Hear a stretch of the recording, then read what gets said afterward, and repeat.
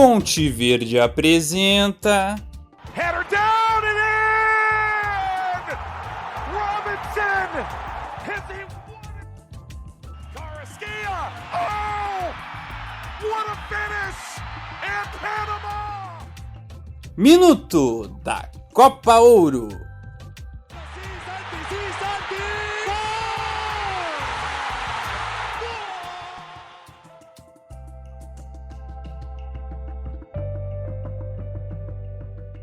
13 gols em 3 jogos. Virada, goleada, emoção até o fim.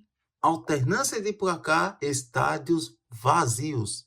Público abaixo do esperado até mesmo no jogo dos anfitriões. Esse foi o segundo dia da Copa Ouro 2025 e você está no Minuto Copa Ouro. Eu sou o Tainan Melo e vamos destacar o que aconteceu nesse segundo dia da competição principal de seleções da CONCACAF. O Minuto Copa Ouro é um projeto do Conte Verde que vai acompanhar diariamente tudo o que acontece na Copa Ouro. Todos os destaques, todos os lances, o resumo das partidas, classificação e tudo o que você precisa saber do torneio. Aproveita e segue as redes sociais do Conte Verde. Estamos espalhados no Instagram, no TikTok, no Threads, no Twitter. E você também pode nos ajudar no nosso financiamento, no apoia.se/Conte Verde. Com isso, você ajuda a fortalecer o nosso trabalho em acompanhar as seleções que disputam mundo afora as competições continentais e também a busca de todas elas para a disputa da Copa do Mundo. O Galde!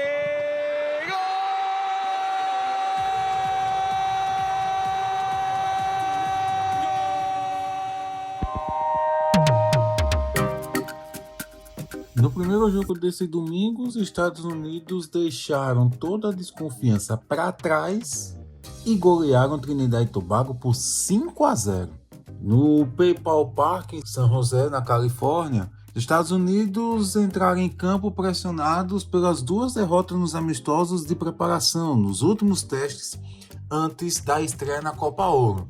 Mas desde o começo da partida, a seleção comandada por Mauricio Pochettino mostrou que teria o controle do jogo, por ter muita posse de bola, trabalhar bem no campo de ataque, boas jogadas que resultaram numa pressão desde o começo. Os Estados Unidos tinham as melhores chances, eram dono das melhores oportunidades, desde o primeiro minuto. Durante o primeiro tempo, principalmente nos primeiros 15 minutos, a seleção dos Estados Unidos circulou muito a bola, criou algumas finalizações, mas a pressão principalmente era territorial, não apenas em questão de finalizações. Mas não demorou muito para os gols aparecerem. Logo aos 15 minutos, os gols que também vieram por falhas da defesa de Trinidad e Tobago. Aos 15 minutos, o Alvin Jones falhou, perdeu o domínio ali no campo de ataque e na sequência da jogada, o Green recebeu pela direita, no lado direito da área, escapou da marcação, cruzou, e aí o Malik Tillman recebeu sozinho na pequena área, dominou e bateu pro gol. E nessa sequência, os Estados Unidos administraram o resultado, administraram a partida, mas novamente a defesa ajudou.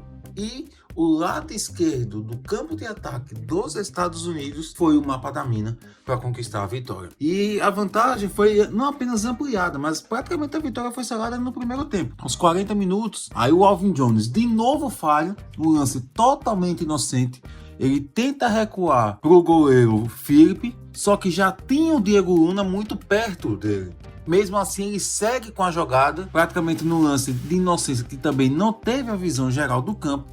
E aí ele tenta recuar para o Marvin Phillips, o Diego Luna, esperto, já estava no ataque, pega a bola, avança pela esquerda, entra na área e toca. O Tillman chega de novo para marcar o segundo gol dele, o segundo gol dos Estados Unidos. O terceiro gol já veio logo depois, 43 minutos. Mas aí não foi erro da defesa, mas de novo pelo lado esquerdo. O Diego Luna recebeu um longo lançamento vindo do campo de defesa, seguiu pelo ataque, entrou na área e chutou. Mas aí a bola bateu no pé do do Aubameyang e tirou o Philippe da jogada. O goleiro do Trinidad e Tobago até poderia fazer a defesa se a bola fosse na direção dele, mas aí a bola bate no pé do Aubameyang, passa entre as pernas do marcador de Trinidad e Tobago e entra para fazer o 3-0. No segundo tempo, Trinidad e Tobago, o Dwight Yorke fez algumas modificações, mas mesmo em desvantagem, Trinidad e Tobago manteve a marcação alta. Quando ia ao campo de ataque, isso aconteceu mais no segundo tempo, a seleção ia com praticamente todos os jogadores, bloco alto. E aí o goleiro dos Estados Unidos, o Matthew Freese, enfim fez duas defesas, hein? No primeiro tempo ele só assistiu, no segundo tempo ele fez boas defesas. Mas, de novo, com espaço, com tranquilidade, do lado esquerdo do campo, os Estados Unidos ampliaram a vantagem e converteram a vitória em goleada com 2 gols em 3 minutos. Aos 36, o Brenden Aaronson avançou pela ponta esquerda, passou pela marcação e bateu.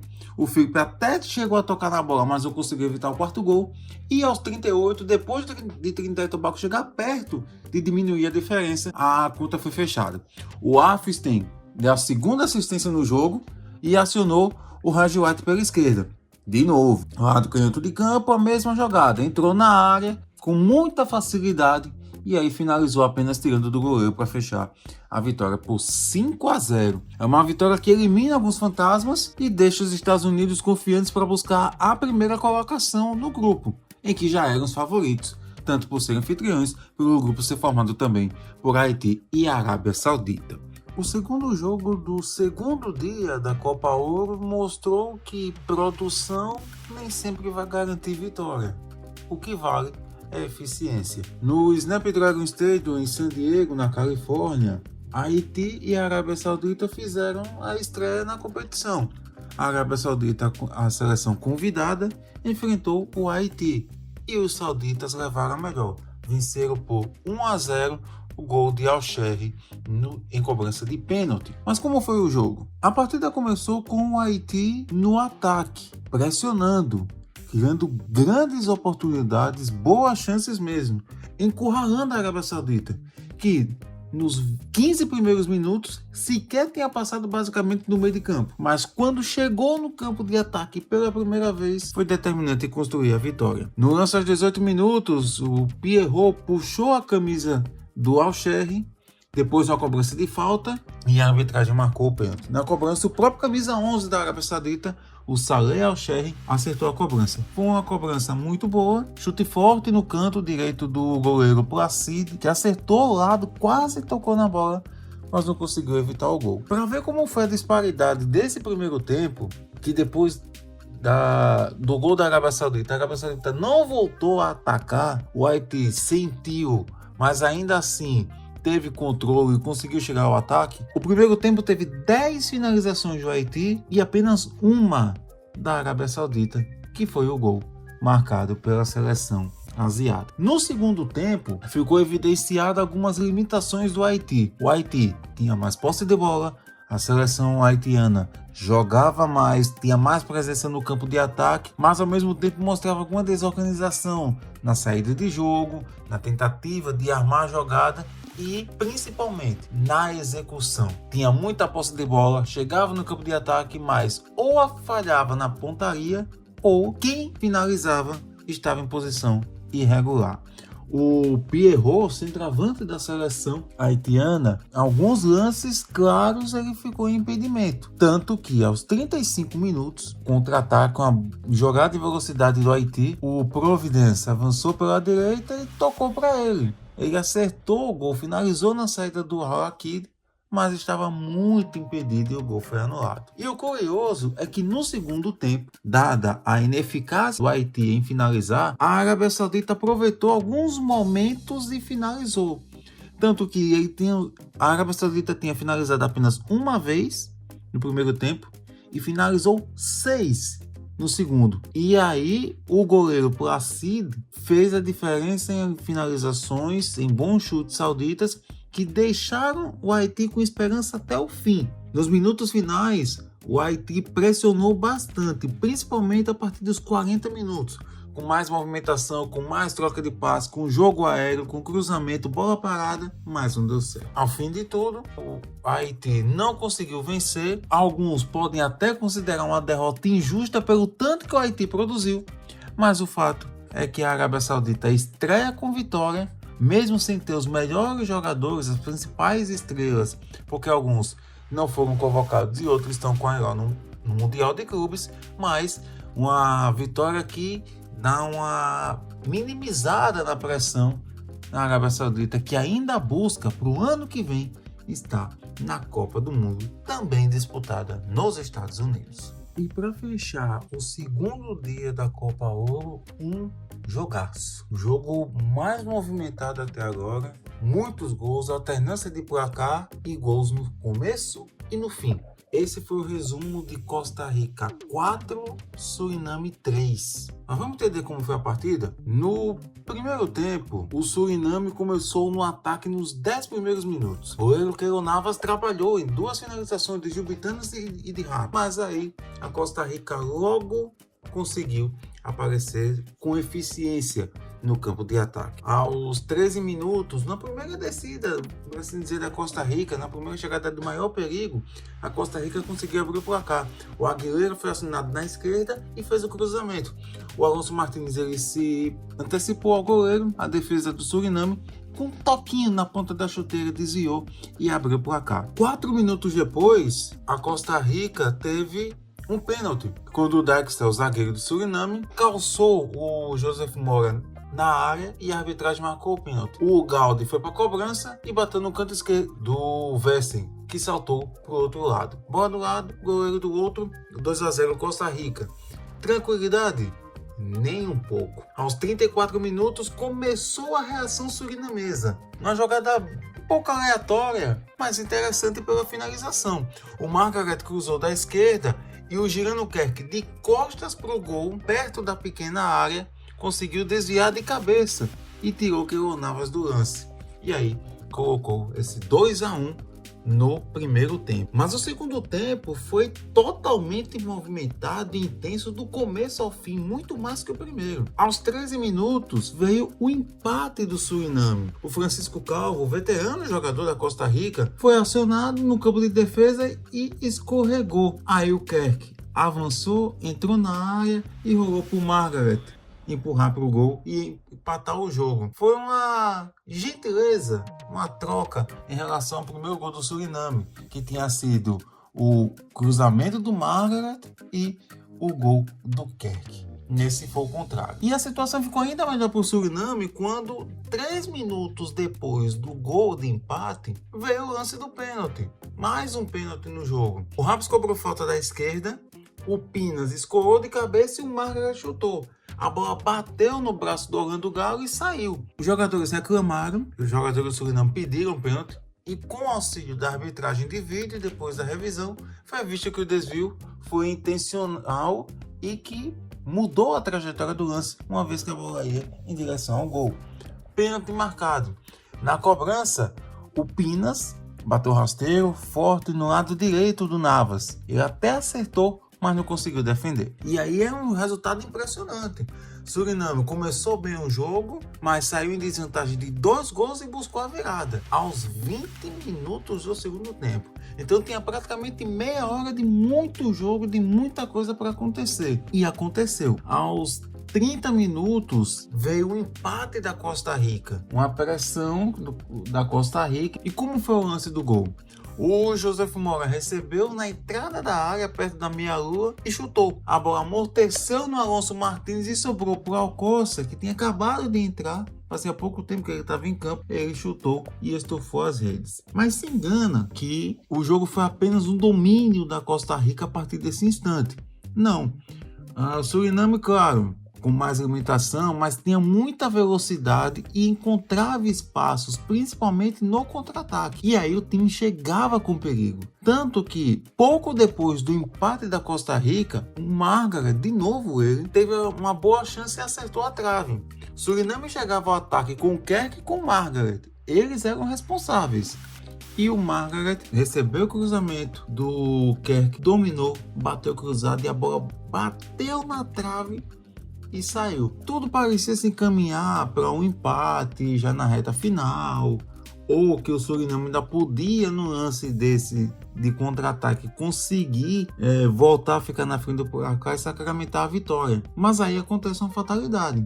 No lance bobo, o Madrigal, atacante da Costa Rica, ele se machucou, sentiu uma lesão no joelho séria, reclamou de muitas dores, saiu com a perna imobilizada, o joelho esquerdo, saiu de maca, saiu chorando. Tudo indica que ele foi a um hospital também para fazer exames mais detalhados do que realmente aconteceu, mas a Costa Rica ficou com 1 a menos. O árbitro já tinha dado 8 minutos de acréscimo, mas o lance ficou parado, o jogo ficou parado por mais 3, 4 minutos. E nesse período, mesmo com a Costa Rica tendo feito todas as mudanças e com um jogador a menos, a Costa Rica foi ao ataque, pressionou. Mas, de novo, ainda assim, dava espaço para o Suriname poder ganhar o jogo. E foi por muito pouco que isso não aconteceu. Aos 53, no contra-ataque, o Montenegro chutou rasteiro e o Keylor Navas defendeu com o pé. E esse lance foi muito importante para a sequência do jogo, já na reta final. Porque com poucos segundos para o jogo acabar, aos 55, o Malone, zagueiro central do Suriname, vacilou e cometeu um pênalti muito infantil. Chegou atrasado, calçou o Orlando Galo e tinha jogadores para marcar, então foi um pênalti muito bobo. E a arbitragem, em cima do lance, marcou. Na cobrança, o Ugalde, que tinha feito o gol aos 18 do primeiro tempo, cobrança de pênalti, repetiu a cobrança, o estilo e marcou seu segundo gol no jogo. Bola de um lado, goleiro do outro. O Ugalde colocou no canto esquerdo do Vessen e garantiu a vitória da Costa Rica. 4 a 3. Um jogo em que tem muitas nuances. A Costa Rica segue tropeçando apesar da vitória, né? Analisando o desempenho, ela não consegue manter a segurança, ainda tropeça, porque consegue fazer 2 gols em 5 minutos, abre 2 a 0 antes dos 20 minutos de jogo, sofre a virada e precisa de uma circunstância muito fora da curva para conseguir virar. E o Suriname, que mesmo desfalcado de principais jogadores que ficaram fora da relação da Copa Ouro, consegue ter um desempenho interessante pela velocidade dos jogadores, pelo empenho, pela força e por espaços encontrados diante das circunstâncias da partida. Então é um cenário bem interessante que mostra que esse grupo pode ainda ter algumas modificações em relação à busca de vagas pela próxima fase. Foi um jogo muito interessante.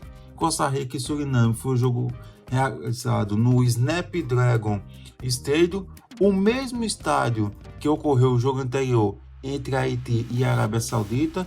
Os dois jogos com público muito baixo e diferente do jogo do Haiti, Costa Rica e Suriname estão no grupo A, no grupo com México e República Dominicana. Em 2 dias de Copa Ouro, tivemos 2 grupos com a primeira rodada concluída. No grupo A, o jogo de abertura, o México ganhou da República Dominicana por 3 a 2 e hoje a Costa Rica ganhou do Suriname por 4 a 3. Com isso, a Costa Rica lidera o grupo com 3 pontos, assim como o México.